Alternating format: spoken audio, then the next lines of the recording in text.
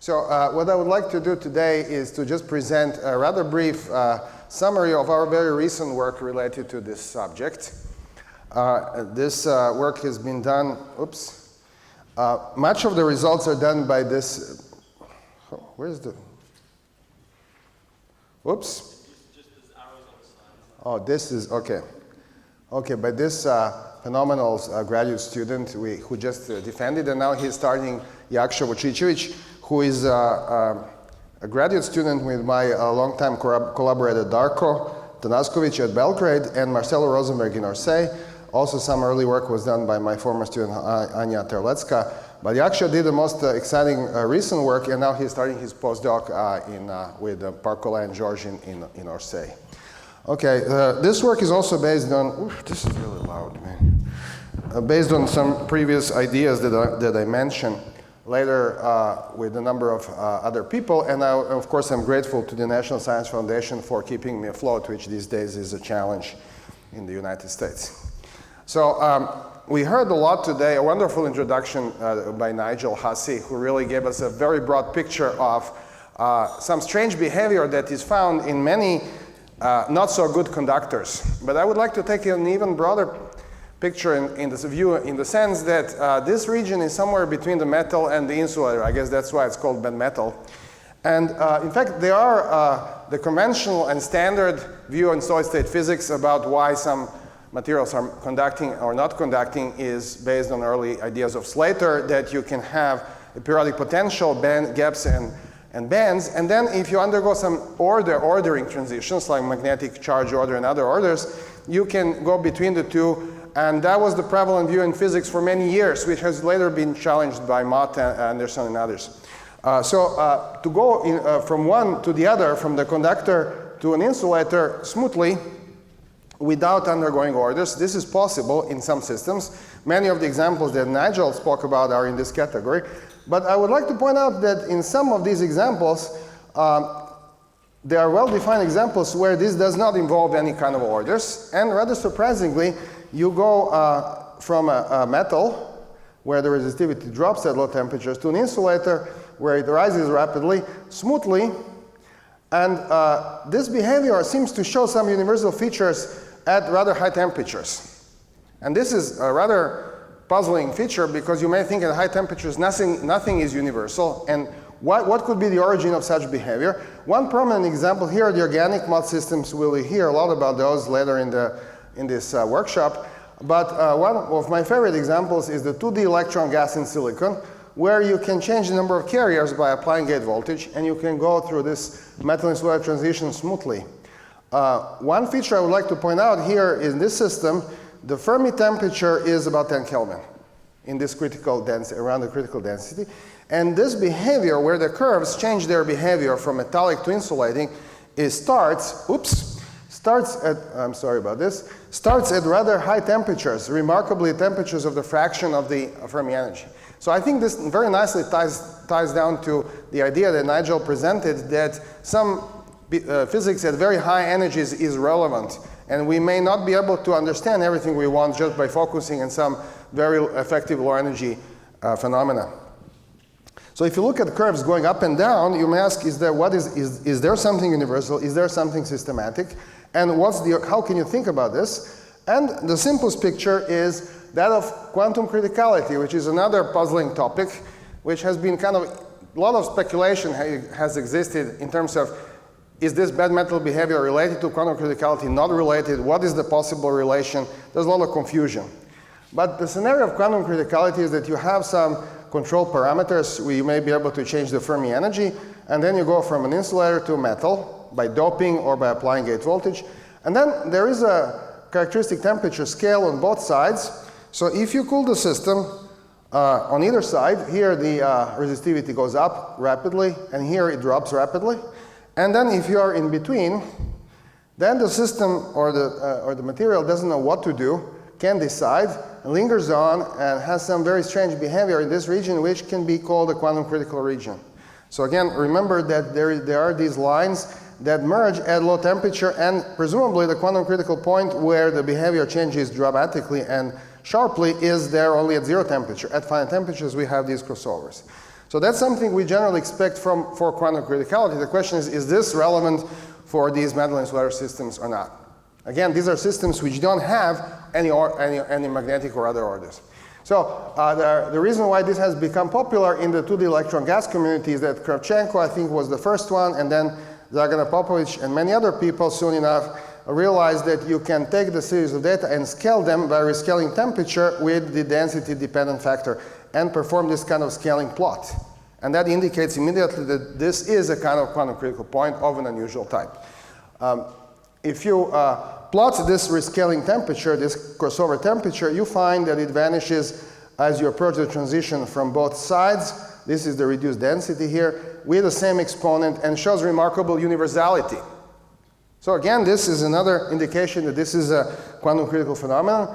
And it displays also this kind of remarkable mirror symmetry. And you may wonder what is the origin of this and how robust is this phenomenon. So in an early paper almost 20 years ago with Eduardo Miranda and some other collaborators, Abrahams and Chakravarti, we proposed a phenomenology where I'm not going to go into details, but we said that basically this kind of behavior where the scaling function has this kind of exponential mirror symmetry is an indication that you should think of the transition as a strong coupling phenomenon, that you should think about how the insulating state is being destroyed by closing some gap, rather than thinking about how the metallic how it destroyed the metal by approaching it from the metallic side. So this was, the interpretation was that this mirror symmetry is a feature of strong coupling physics. So that was pure phenomenology. But then if you want to understand this better, you may want to ask, how can we do some calculations? Can we solve a model where we can try to understand this problem? And of course, the significant feature of metal insulator transitions is that, or this kind of metal insulator transitions, is that this is not a phenomenon necessarily or at all associated with some orders. This is a problem because standard critical phenomena, which are well understood, and there are many of those, have been explained by Landau and his followers by focusing on spontaneous symmetry breaking and an order parameter associated with that. And once you identify the symmetry of the problem, you can build an order parameter theory and then apply very powerful methods of theoretical physics, but it all involves symmetry breaking. In the metal insulator transition, this was not available. And rather early on, people like Phil Anderson and others realized that in problems such as this one, perhaps a different set of tools, theoretical tools, and not only technical tools, but physics ideas may be useful and necessary. So having this in mind, we would like to ask the following question. Is this phenomenon where you go from the metal to an insulator by turning on the interactions? Does it have these features? And can we understand this phenomenon without invoking symmetry breaking?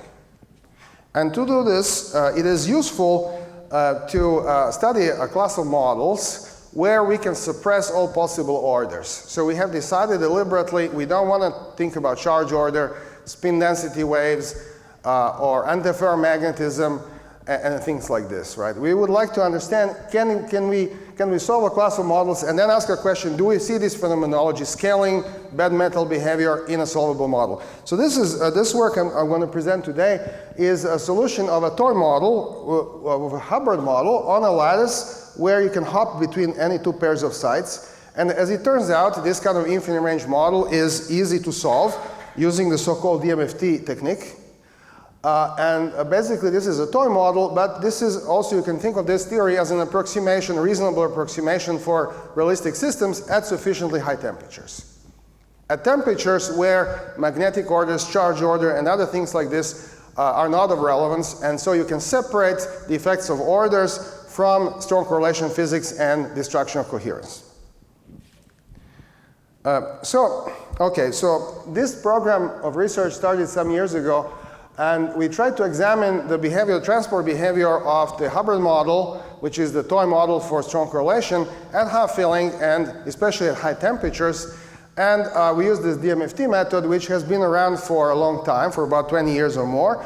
And remarkably, people have focused on low temperatures and not on high temperatures. And this high temperature regime has not been described and understood in great detail. This paper was the first paper we published to address these questions. And the typical phase diagram we want to understand is something like this. This is the phase diagram of one of those organic Mott systems where you can change the Fermi energy by applying pressure. And as you vary pressure and temperature, you'll find different phases ranging from the normal metallic Fermi liquid behavior with beautiful T-square dependence and bad metal behavior at high temperatures on one side.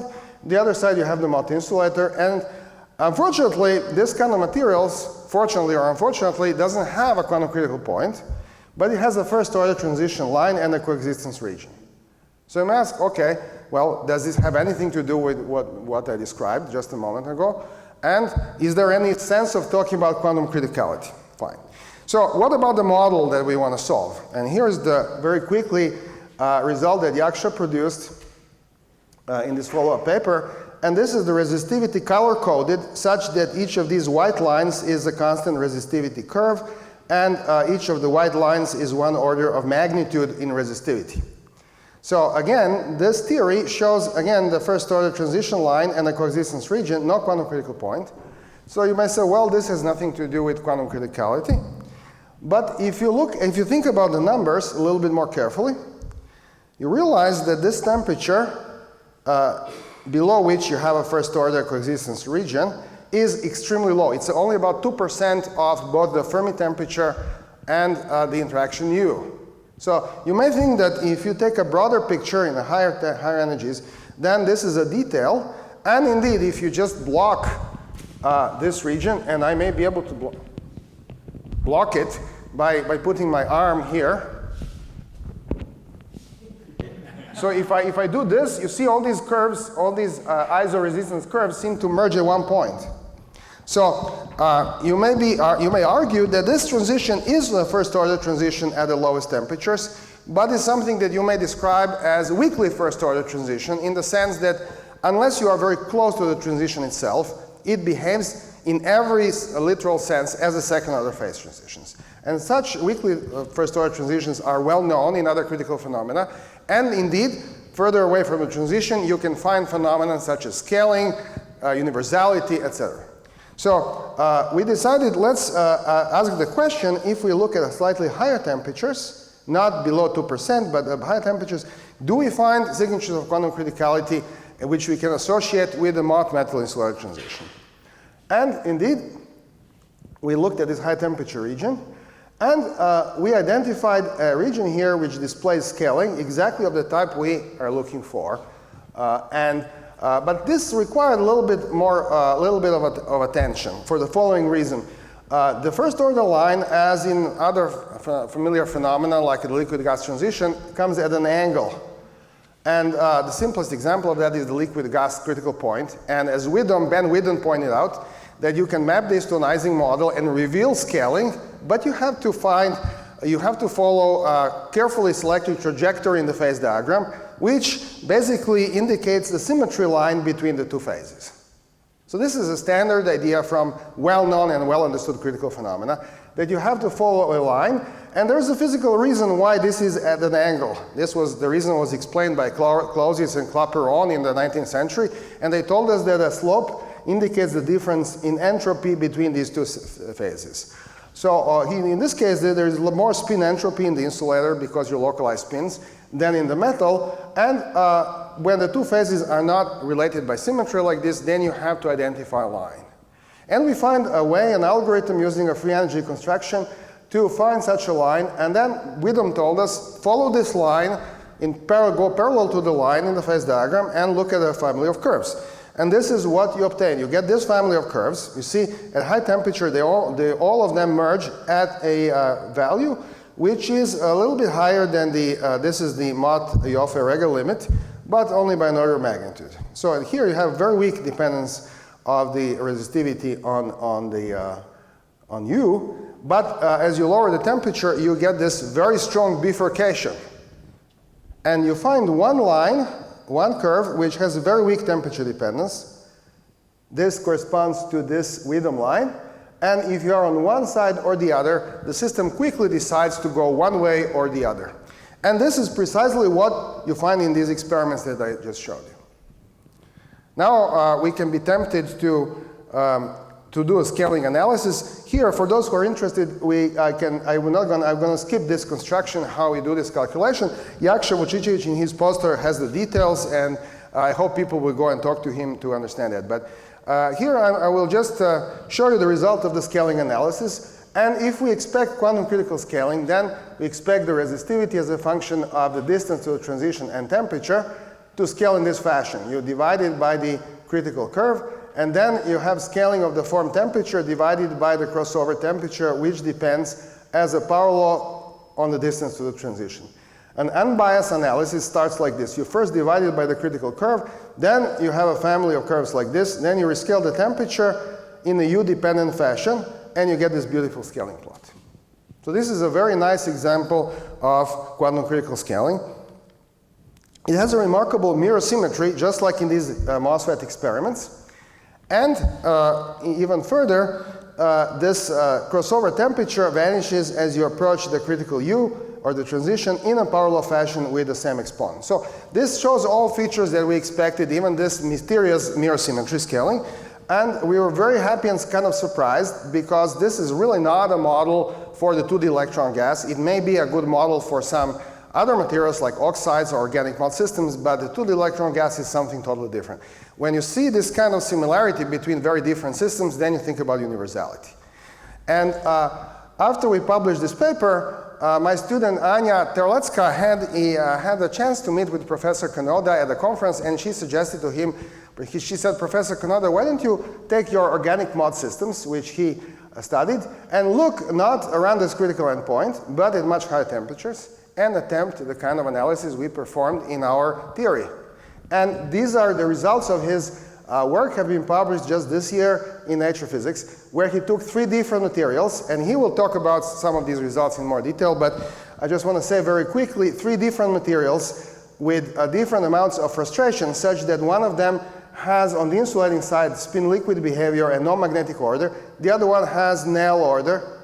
So below 10 Kelvin, below this TC, coexistence region temperature, you find very different types of magnetic correlations. And even these Widom lines that he identified, they look different. But the next step that he did is to try to do the scaling analysis that we proposed. And if you do this analysis, then he obtained in his paper these scaling plots, which demonstrate that not only the exponents are almost identical within uncertainty, experimental uncertainty for the 3 materials, but even more remarkably, all the 3 have exactly the same scaling functions with that same mirror symmetry that we found in the theory. So this is, I think, an amazing, probably one of the most beautiful experimental results that show remarkable universality, how this high temperature behavior is fairly universal, but completely independent seemingly from the nature of magnetic order, which is found at sufficiently low temperatures. Even the scaling function turns out has this exponential mirror symmetry form that we found in our model. So this is something that I wanted to give as a little introduction. This talk is mostly about, how much more do I have? 11 minutes? Okay, great. The main focus here of this conference is bad metal behavior. And this behavior I described was if you can tune through the transition at half filling.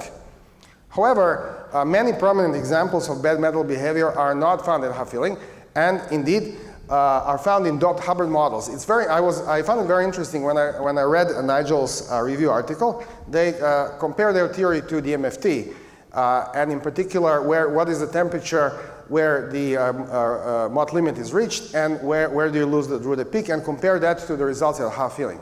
Turns out these 2 temperatures don't coincide at half filling, but we wanted to check, and we did calculations in the doped Hubbard model, and remarkably, I'm not going to show the optical conductivity data results here, but they behave very differently in the doped Hubbard model. So it's the exact same theory, except we now look at larger interaction, and we dope the Hubbard model. So the reason why this was interesting, you already heard about this, that some of these famous people pointed out that the experimental data first obtained by Takagi and many others, they show this bad metal behavior that we heard about at sufficiently high temperatures, and that's one of the major puzzles in the field.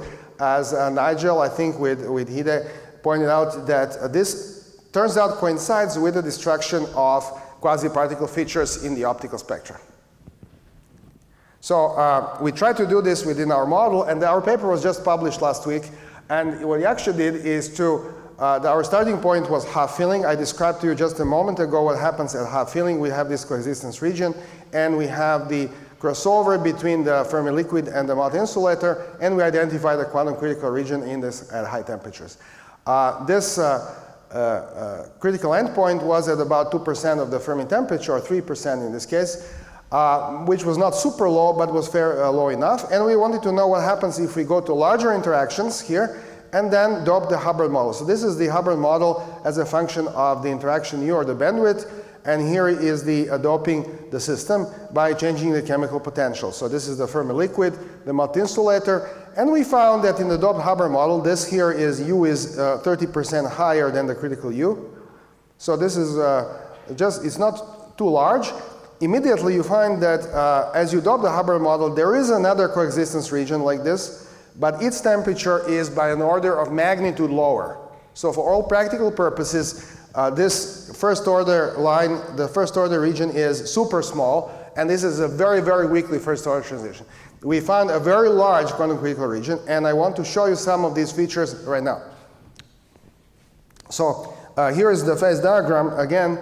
At fixed U, at U is equal to 4, and as a function of chemical potential and temperature. And similarly to the other plots, you can see color-coded resistivity as a function of temperature, and each line is, in this case, I think 2 orders of magnitude in resistivity. Again, you see this tiny coexistence region, but if I mask this region with my hand, all these constant resistivity curves, they all converge to one point, and that's exactly a telling feature of quantum criticality. We also found this quantum Widom line, which is the midpoint between the Fermi liquid and the Mott insulator. And this is based on an unbiased analysis of the free energy functionality. It is not, we didn't look at some particular experimental feature. We just analyzed when the free energy is flattest, and that gives you an unbiased criterion for identifying this quantum Widom line.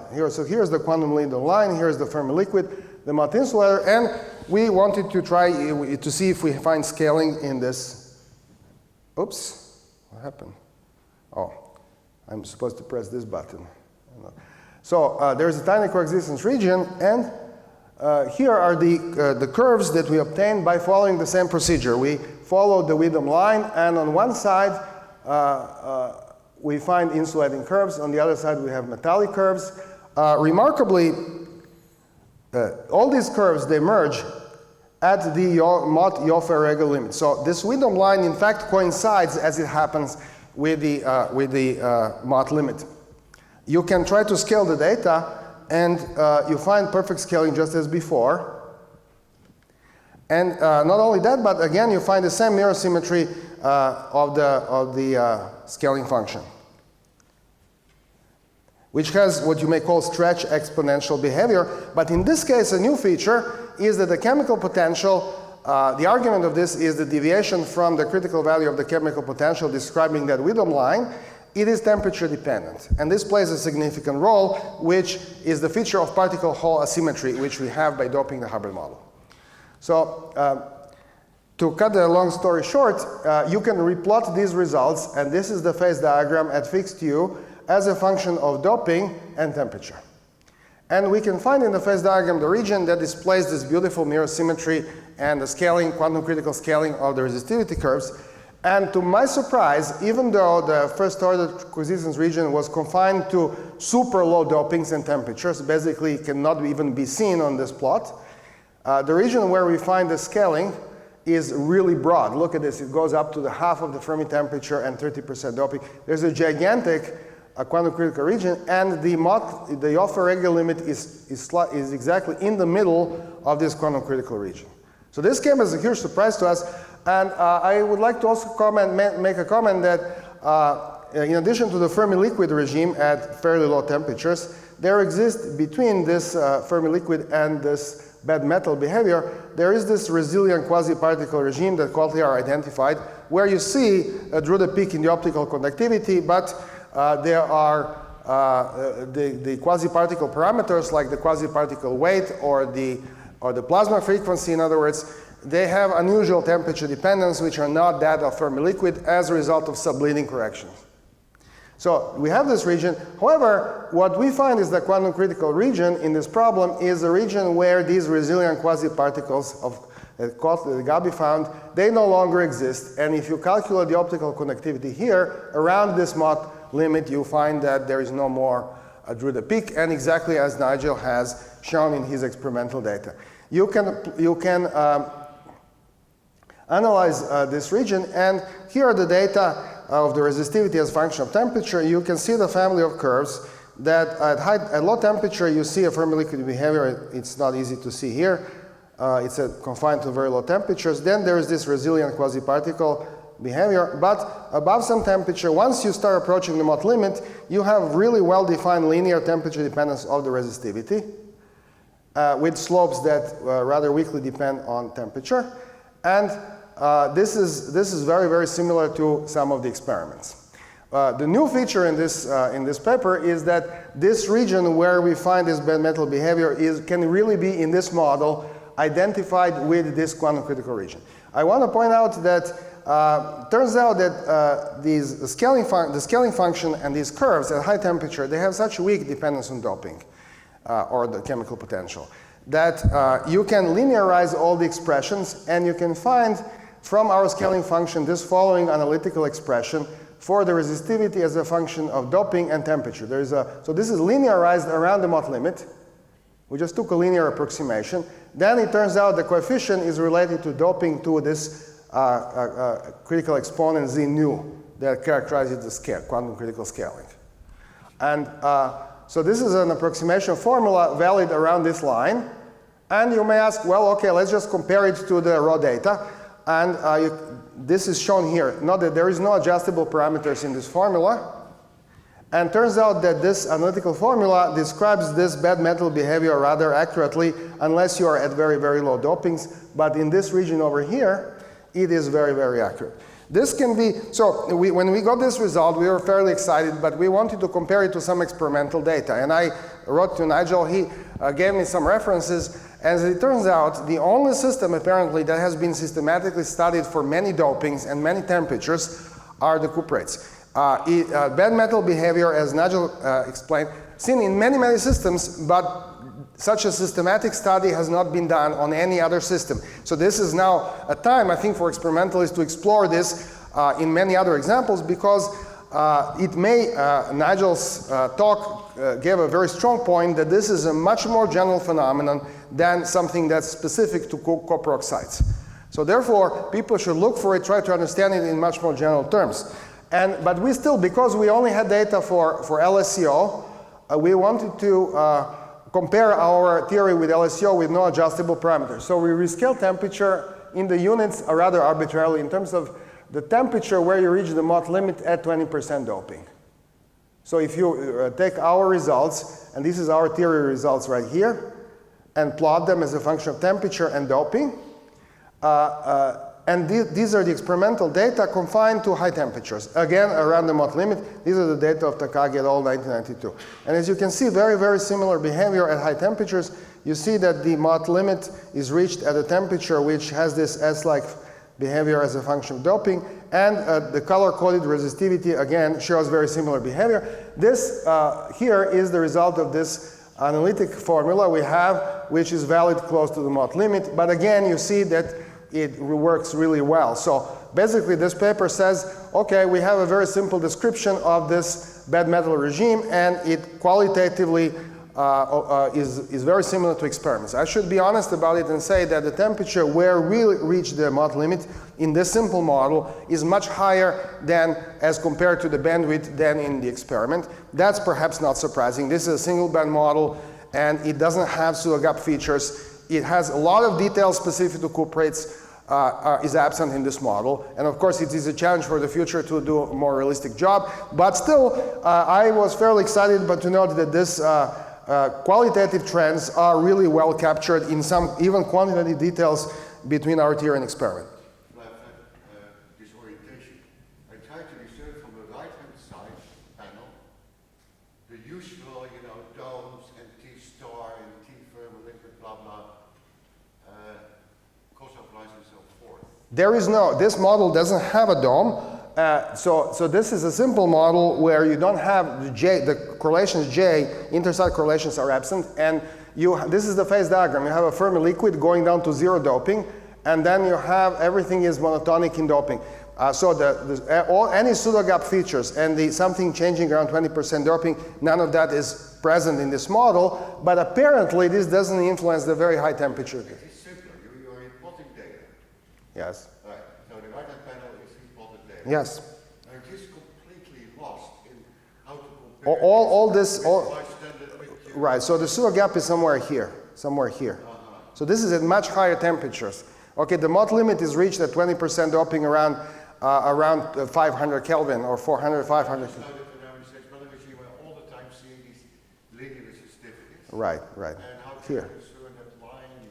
Well, these are constant resistivity curves. So we also find linear resistivity here. Okay. Now, in the underdoped regime, you also see linear resistivity, but it turns back up, at much lower temperatures, which we don't show here. So it is. I mean, these are just the experimental data shown. Yes. It's all. I mean, this is all. These are raw data, actually. I didn't doctor anything here. Okay. So I'm pretty much at the end of this talk. I would like to make a few comments here. In theoretical physics, people usually think in terms of diluted. They understand what the ground state is, then there are excitations or ground state. If these excitations are dilute, then you can use this as a physical concept to construct a theory, and even to think about this. But in many of these materials, we've seen from the experiment that these excitations are not dilute in any sense of the word. In fact, Nigel showed us that even these experimental signatures of quasi-particles are just gone at high temperatures. So this is similar to what you have in classical physics. If you have a gas, you can think in terms of scattering. If you have honey, honey is not a gas. You cannot really use scattering theory to describe the viscosity of honey. This is something completely different regime. So most likely, these quantum liquids that we want to talk about, they are more similar to honey than to vapor. This is quantum honey.